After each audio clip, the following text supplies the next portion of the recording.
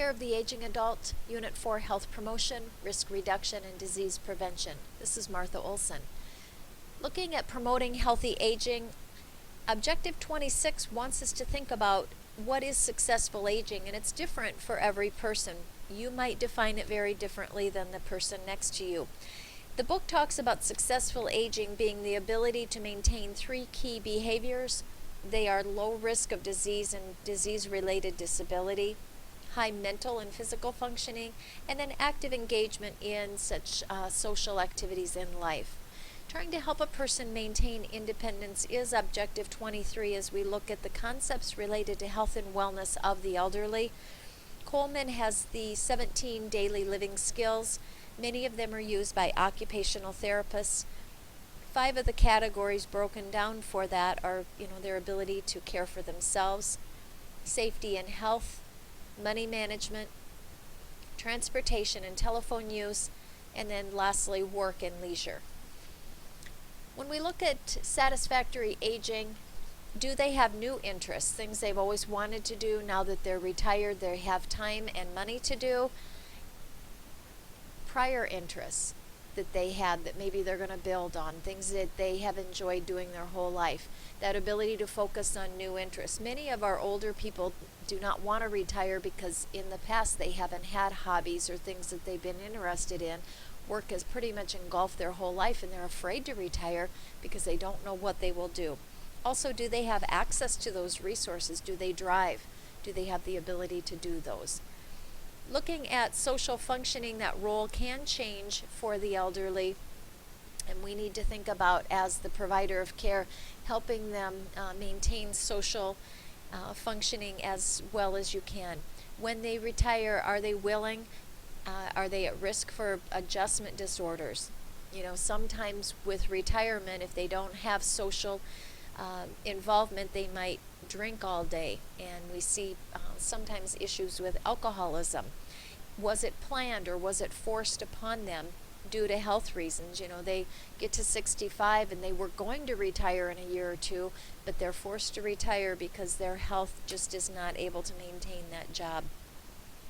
Objective 24 tells us to recognize that aging changes are partially dependent on the individual's health behaviors and preventative health that they have maintained. Retirement, death of a spouse.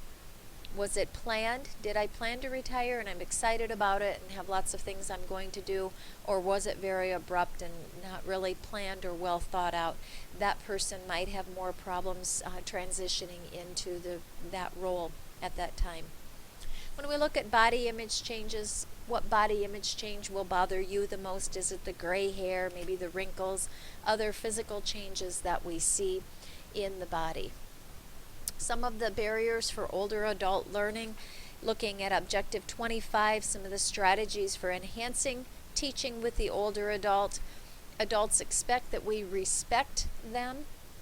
Adults are also autonomous, very self-directed, independent learners. They're also goal-directed. So when we think about our teaching, we have to remember that there is a lot to that as to what they want to learn, what they find important to learn. And they need to know that what they're learning is very relevant and practical, and those really are no different than teaching a younger person. In order for somebody to want to learn, they have to see the value in it. Why do I need to know about that? Barriers for an older adult then that you may not encounter when working with a younger person would be such things as stroke or arthritis. Do they have the physical stamina? Are they in a lot of pain? Do they have the cognitive ability to learn? And then the affective domain with depression and some of our mood disorders. Sensory loss. If they don't hear well, make sure then that you use more visual things because their eyes are good. Or if they have cataracts and glaucoma, maybe they're more of an auditory learner. When we look at teaching, the specific things are listed here. Older adults need to have motivation to learn, and how do we motivate them? Sometimes it's asking them what they want to learn, what they already know, because there's no use in teaching them things if they already know it and they feel very bored or disrespected with what we're teaching them. Some of the risk factors that go along with the older adult: nutrition and hydration. we've talked about in the program already, and we'll build on that a little bit. But also abuse and neglect fall in this as we look at some of the risk factors. Remember, as a nurse, you are both an adult and dependent adult abuse reporter, and we need to think of the different areas of abuse that we might see. It can be physical, it can be mental abuse, it can also be monetary. You know, if somebody's spending their Social Security income check and leaving them without any money to buy their pills, food, or pay, you know, for their heating. Some of the risk factors we look at that we can do something about: do the dentures fit? Do they wear them? If they have problems with dysphagia, are we thickening the fluids? Are we grinding the meat? Are we making it so they can eat or maintain their weight and their nutritional status? Are they only cooking for one? Then maybe we can get them out to dinner date or Meals on Wheels, something to help them to maintain their weight. If they are on a limited income, there's many resources out there that we can access and help them to be able to, you know, get help so they can buy groceries and have food on a daily basis. And then that loss of thirst sensation, sometimes they just have to be encouraged to drink small fluids, you know, small drinks throughout the day, not load up necessarily before a meal, because then they won't feel as much like eating. Some of the resources are going to depend on where you live. If you're in rural Iowa, in Ringstead or Wallingford, there probably is not a lot of resources, whereas when you get into the city, there may be more resources available. Some of the smaller communities in Iowa tend to take care of each other. It may be, you know, church ladies or church groups that take meals to shut-ins or people that are unable to get out. Sometimes in small towns, the grocery store will deliver groceries. They send their grocery list once a week up, and they will actually deliver right to the home. So you'll see different things depending on what is available, and that's where that community health nurse or that social worker would be working with that person to know those types of things. When we look at our nursing assessment as far as nutrition, do not forget that height is going to be important, because many of them will be shrinking with the changes to the musculoskeletal system. We want to make sure that we're looking at protein levels, your albumin, your transferrin levels, hematocrits. Do that screening. You know, have them identify what they've eaten in the last 3 days. Look at your skin turgor, and remember, with skin turgor, for the older adult, it may not be a dehydration problem as much as a loss of some of the tissue in that skin causing tenting. And then, do they have any decubitus ulcers, problems with areas that are not healing well? When we look at screenings and evaluations, some of the things to remember that they will ask you on state boards or on the NCLEX test question would be: at what age do we start doing colonoscopies to find colon cancer? And 50, but if you have a family history of colon cancer or other changes that may precipitate having that screening done earlier. Mammography typically starts for a woman at age 40, but again, with any history or changes, they may do that earlier. Older adults are often highly encouraged to have the pneumovax so they don't get pneumonia, the annual flu vaccination, and that is becoming much easier to obtain for the older adults because they have many days where they do the injections. You go into Hy-Vee or Walmart, and many times in the fall they are giving the flu shots right there. They don't even have to pay because they will send it right into Medicare to be reimbursed for that.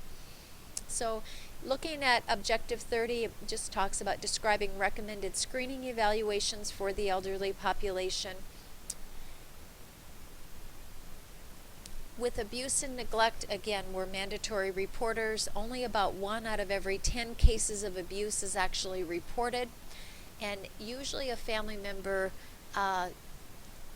from stress and burnout is where sometimes we need to focus or look, because caring for an elderly person 24/7 can be very stressful. And so, not that we want to cause problems, but we do need to make sure that the older adult is being cared for in a safe environment. The types of abuse are listed there: violation of rights. They have the right to refuse their meds if they want, but becomes a question of, do they have the medications and the money available? Again, you're only wrong if you fail to report if you suspect any abuse. When we look at management of common illnesses, safety issues and use of restraints has changed a lot.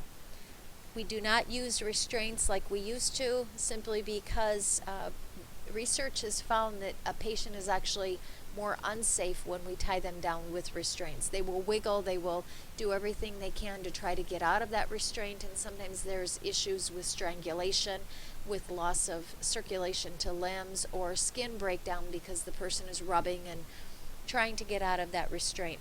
Know the policy of the facility you are working in as far as restraints, so that you are following protocol as to what is done. Many times, we'll put somebody in a chair in the middle of the night and maybe bring them out to the nurse's station so we can keep an eye on them or entertain them and have things for them to do. Is it a matter of calling in a family member if we need some help because they're very upset or confused in the night? So there's a lot of different strategies for that population that we can work with to help keep them safe without having to use restraints. When we look at safety in the home, more of our elderly are living in their own home, and so as a home care nurse, you may be that person that goes in and has to say, you've got a lot of scatter rugs and you can trip on those. The hot water is too hot and you could very easily get burnt, so we need to turn that hot water heater down.